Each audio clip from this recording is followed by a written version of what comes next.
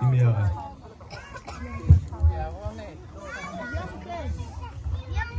דפים, צבעים, לצבוע. מאז שאני קטנה, נכון? וזה היה כיף. היה כיף גדול. וזה חסר לי היום. היום את כבר מתעסקת בכל מיני חומרים רציניים, לא רק בצבעים, לא בעיפרון כל כך. את תוחכמת. ממי, תודה.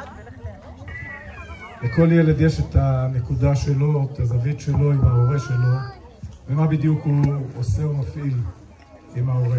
יש ילד שאתה מתחבר אליו מכל נקודות שונות. ואותי תמיד יערה, הנקודה שאני הכי מרגיש אותה, שהיא מרגשת אותי תמיד.